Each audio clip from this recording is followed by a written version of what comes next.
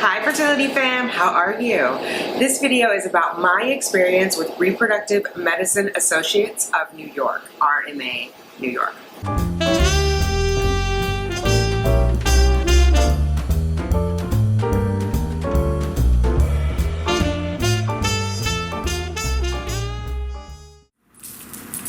Hi, thanks for clicking on Simply Tanika. I am Tanika. If you are new here, welcome. Hit that subscribe button. Let's hang out a while. If you are returning, welcome back.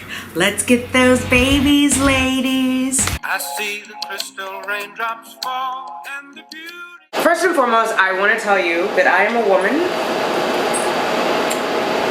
without regrets. I don't have any regrets. I want to tell you about my experience.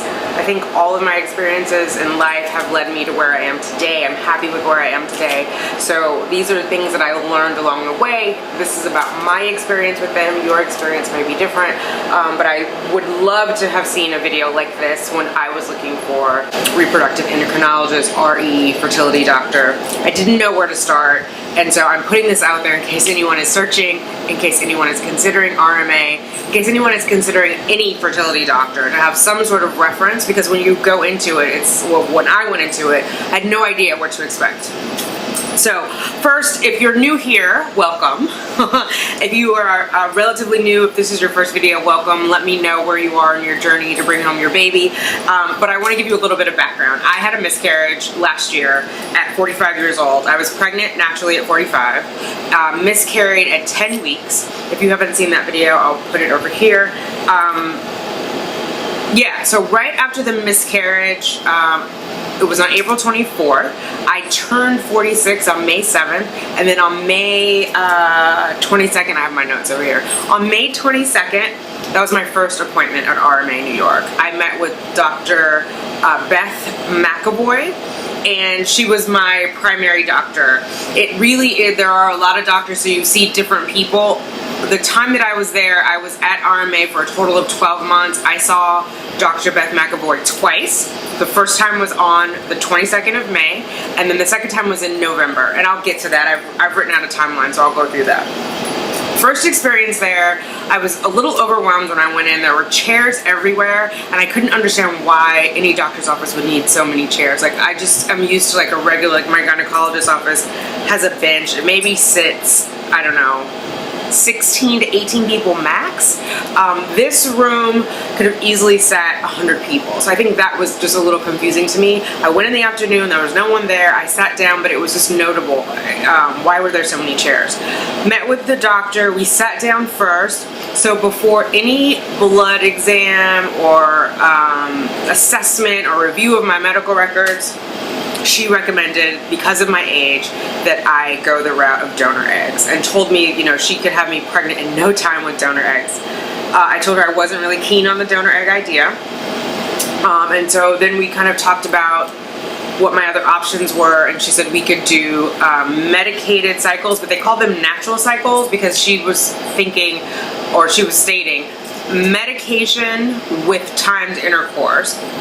It was natural because it was following my own natural cycle, meaning they weren't going to take over my cycle with medicine as they do with IVF. Like, they stop your period and all these other things. So they considered it natural because my body was leading.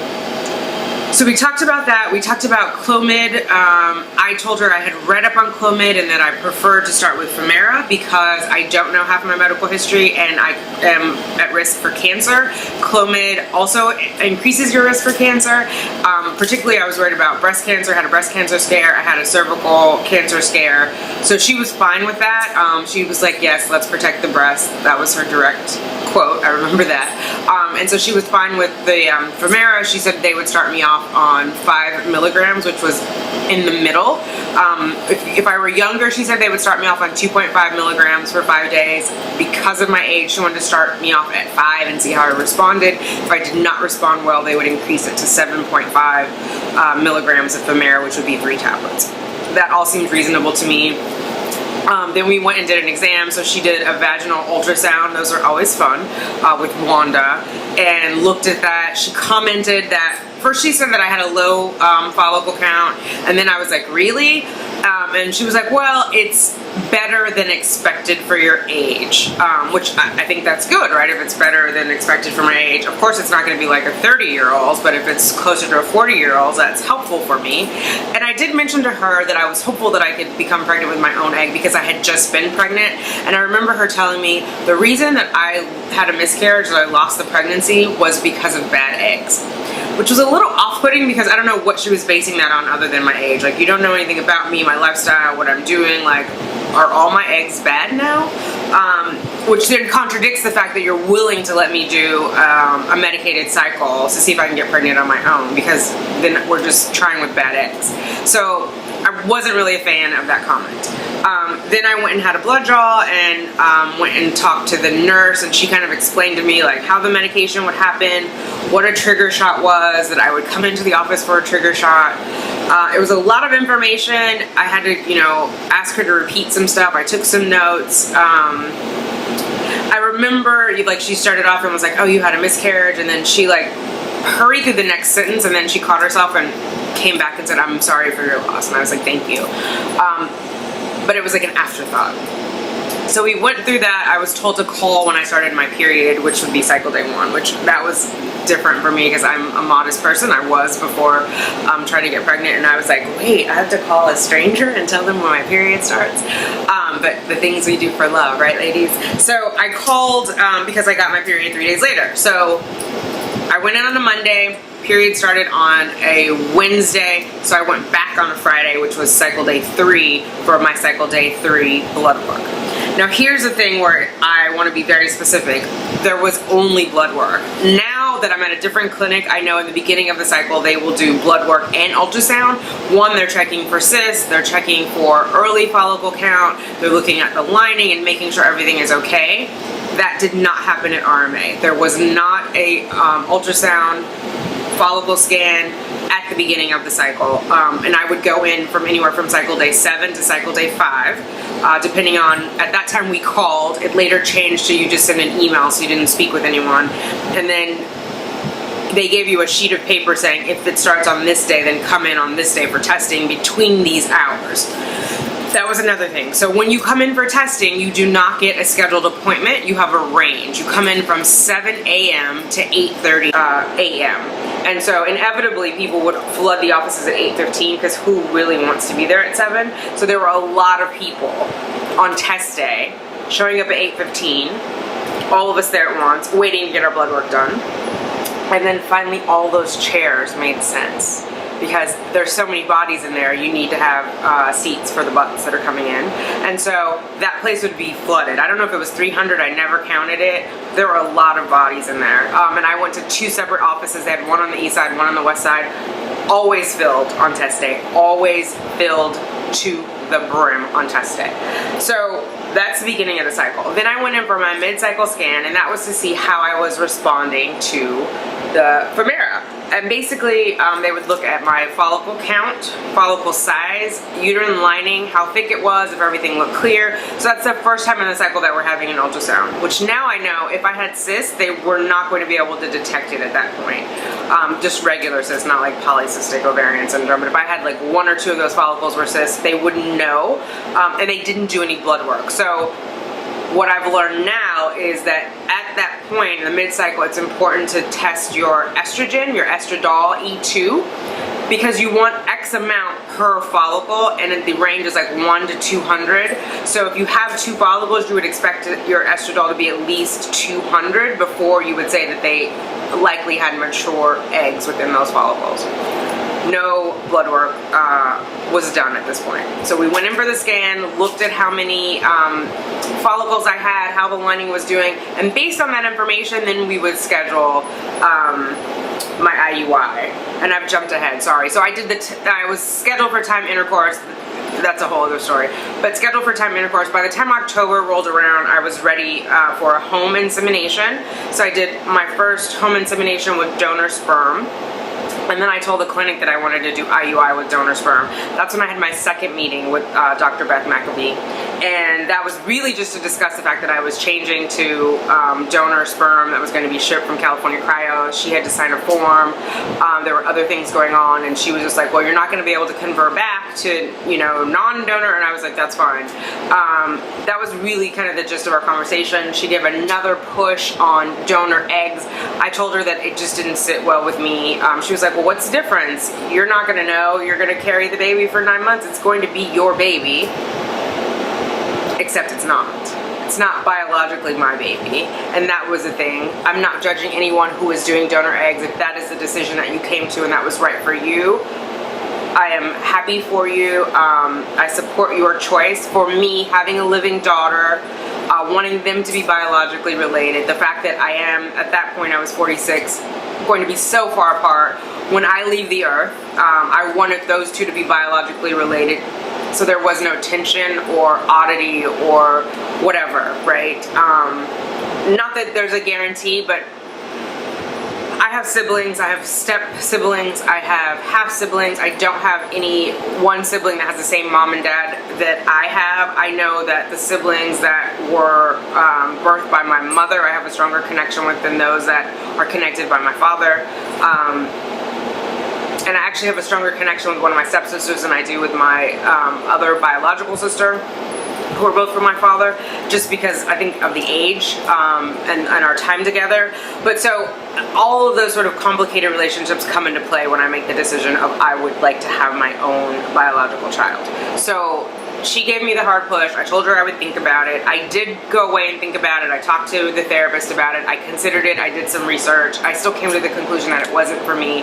But at that point, I would say I was really open, at least in exploring what the options were and getting to the root of like why I was like having that gut reaction of it's not for me. And so that was helpful. But she really seemed sort of put off by the fact that I wasn't interested in it.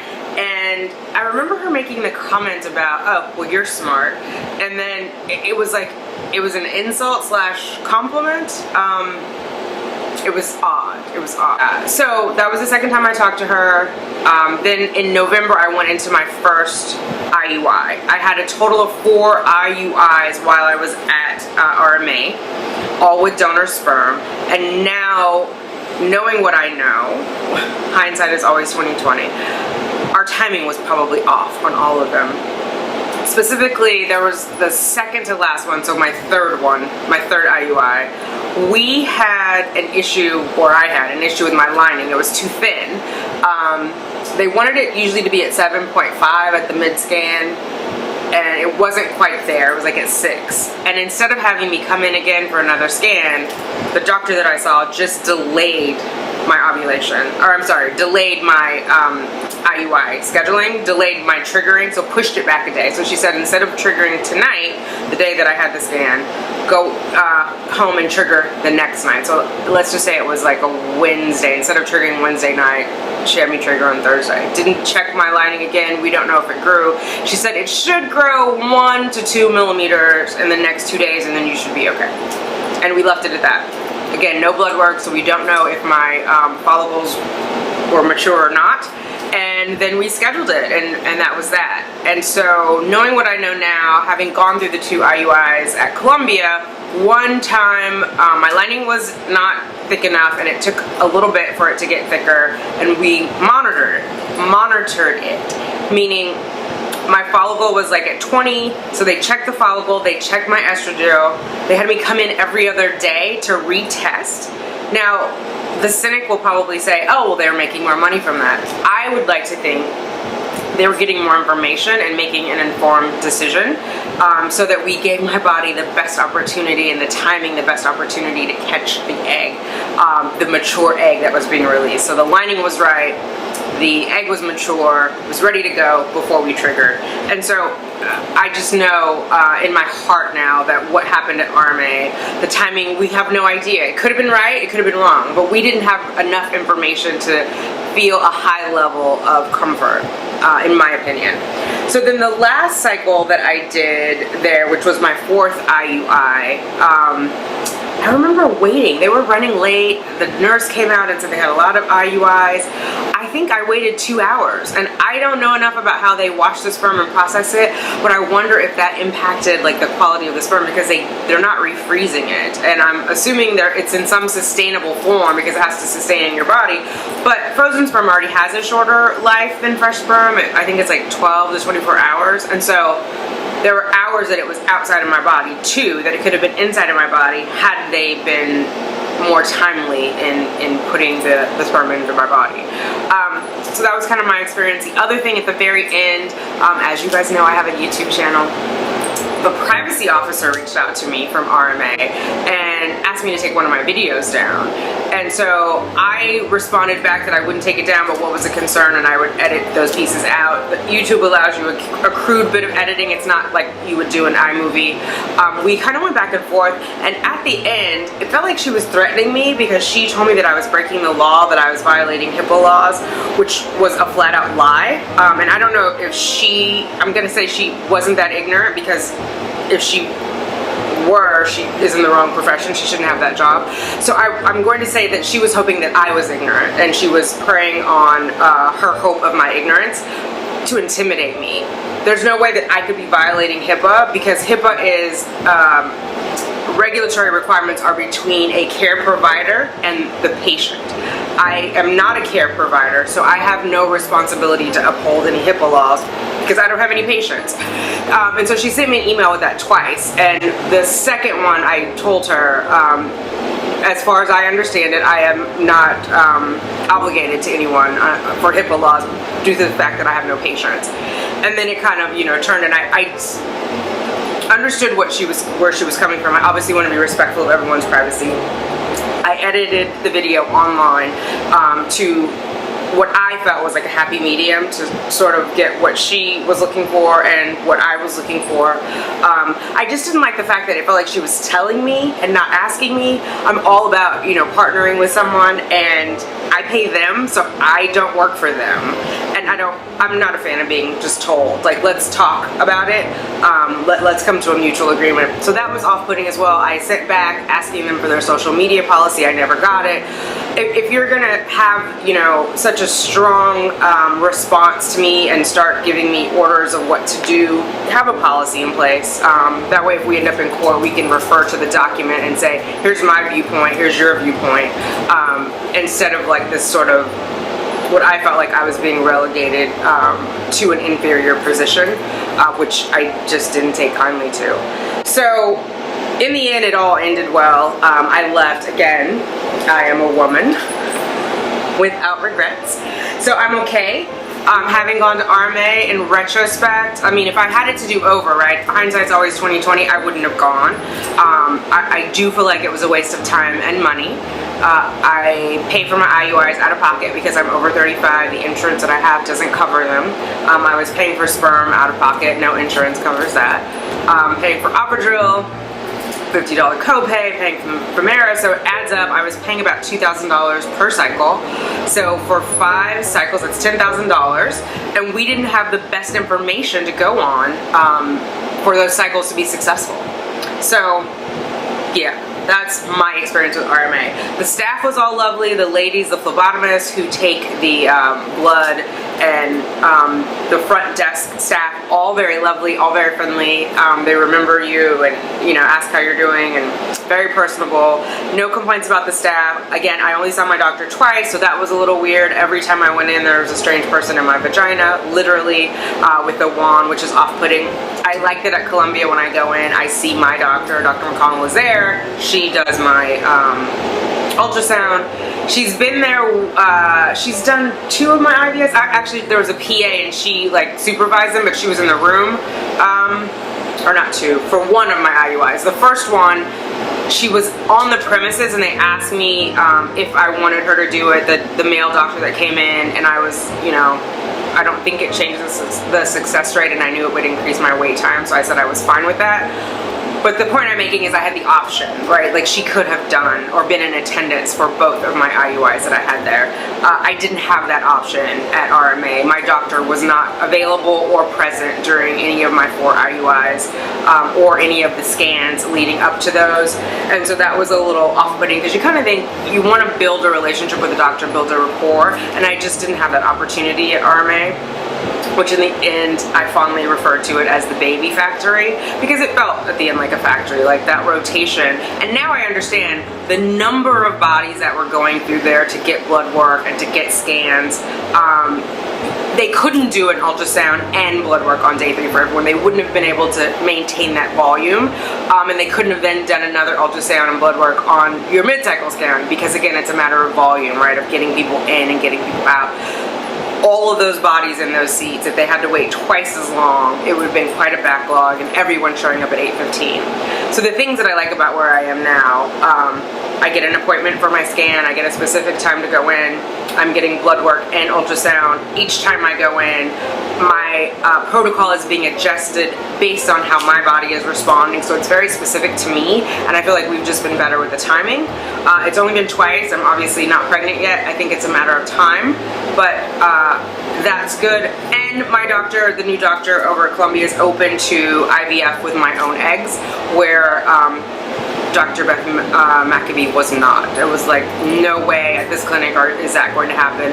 And that was also off-putting. Not that I'm even gung-ho that I have to have IVF. I think it's more about having the options. Again, I don't like to be told no.